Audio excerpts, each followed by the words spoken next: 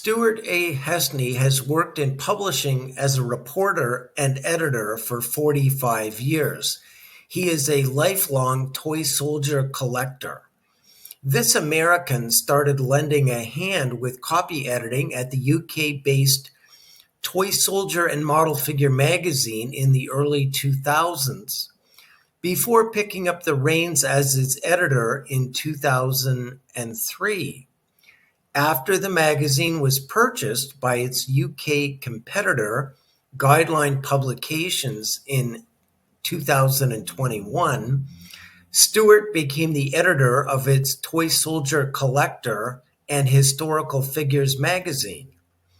Its latest issue, number 114, which went on sale in early December of 2023, marks Stuart's 200th edition at the helm as editor over a 20. Stuart, that is quite the accomplishment. I just completed issue 114 of Toy Soldier Collector and Historical Figures. And for me, that was the 200th time I've helmed a magazine as editor in a 20-year span. So it's been quite a run, because it's considered a part-time job, but it is not a part-time job. And I couldn't do it without a great bunch of helpers and contributors. But just was a big personal milestone for me. I sit back and think, how many books could have I written? How many words does that add up to? Because even things that don't have my name on them in the magazine, I'm doing a lot of pages in every magazine, so it adds up. It's a very high quality publication, and they expanded the page count to 100 pages. I have to come up with 100 pages. There's been like one exception, maybe where there's a fewer pages because of the price of paper in the UK at the time or something, but it's a 100-page magazine, and most mainstream magazines with complete editorial staffs and can pay contributors and blah, blah, blah are 100 pages. So I have to come up with 100 pages of Toy Soldier content about every 45. What about how often does it come out? Basically, it comes out every 2 months, a basic subscription, whether it's digital or print. And of course, people can get longer ones, is six issues. We cover everything. History of the hobby, whether you like gloss or matte, plastics, building and painting model figures. We get into wargaming, we get into, how-to stuff about creating scenic items, or how to build dioramas like you're thinking about doing. There's, features that, guys share about how they got into collecting and what they collect. We have a lot of magazine is packed with history every time. Historical features, and not just, look at these toy soldiers, but what's the historical context behind them. I'm sure the magazine is like your child. Well, I have a couple of adult children, and they're much easier to worry about than the magazine, let me tell you. Stuart, what kind of feedback do you receive to the magazine? I get tremendous feedback all the time. Every time an issue comes out, I would say for the most part it's favorable. It might be a contributor that said, "Hey, how come I wasn't on the cover?" Everybody wants to be on the cover. I try very hard to make the magazine different and interesting every time. And the thing about my article wasn't on the cover. A picture or something. Well, everybody can't be on the cover, first of all. And I work very, very hard to, I think my fundamental objective is to make everyone look good as they possibly can. Maybe I don't have a lot to work with together. Some articles actually take a couple of years to develop, because I have to coach somebody on, this is how we need photos. This is the photo quality we need. This is how you do it. This is This is, kind of the basic structure of what your article should be, and on and on and on, because they're collectors. They're not writers. They're not professionals, and they're somebody that are enthusiastic and they love their hobby and they want to share it with other people. So I try really hard to make everyone funniest things that ever had me. I got it. People think if you're the editor, you're the whole magazine. So I get subscription inquiries, or my copy's missing kind of inquiries all the time. Like one of the most interesting emails was from a fellow. I might get the countries backwards, but he was from Chile in South America, and he was complaining like his magazine was keep getting delivered to Peru by accident.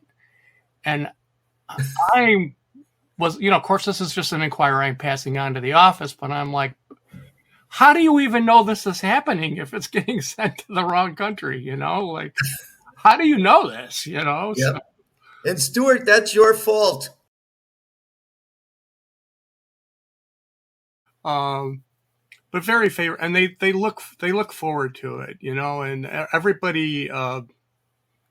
I can't tell you how many times, how many different people have told me, that the magazine comes and this is their ritual. They pour a particular drink, depending on the time of year. They go sit in their favorite lounge chair or place in the house, and you better leave them the heck alone. And they just go through the whole thing all at once. It's part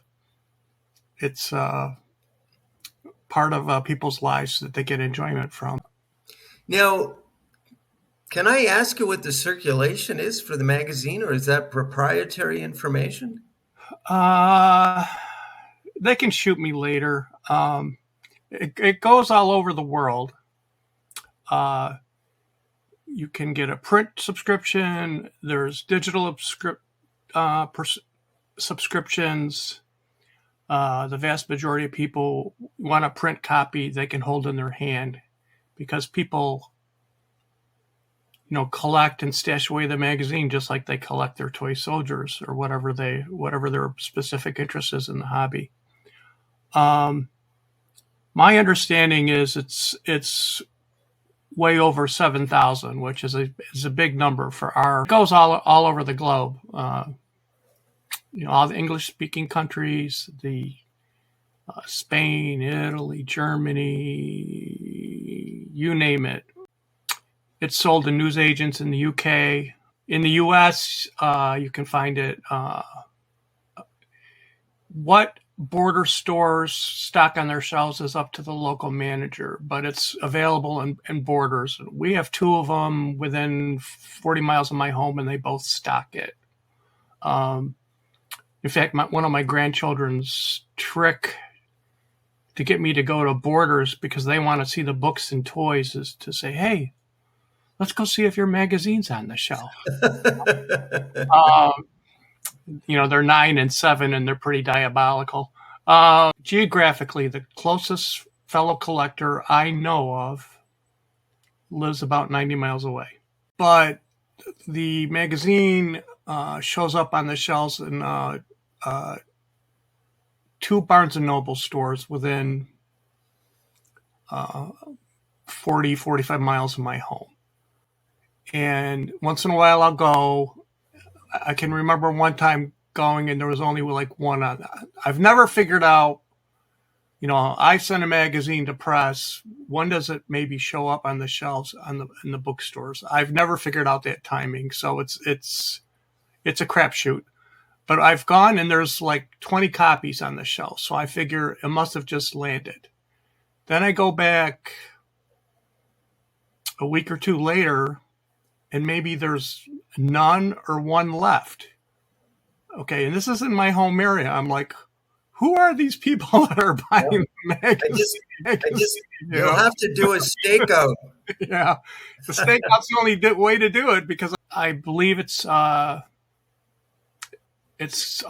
and it's stocked by, of course, dealers, and it's stocked by Scott J. Dummett Presents. My friend Scott carries it in Ontario. A lot of people get their copies. A lot of my Canadian friends get their copies by way of Scott rather than subscribing. So I don't think I've met a fellow collector that doesn't have a good sense of humor and a sense of whimsy, or they wouldn't be doing this. And Yeah. it's not just Hiding their purchases from their wives. right, or yeah. And I have here and there in my collection and my displays, I have all kinds of their little jokes or their little anachronisms. And, most people who visit my home have no idea, that those things are going on unless I pointed them out. But it's funny to me. It amuses me. And I kind of winking for my. Yeah. Now, Stuart, I've heard a rumor that's unverified that you have agreed to be the guest speaker at the Ontario Model Soldier Society monthly meeting in Toronto, April the 14th of 2024. Is that rumor true? It certainly has been scheduled that way. We'll see how it works out. I think my topic will be "Don't ever do a video with Mark Silverthorn." Will be my topic. So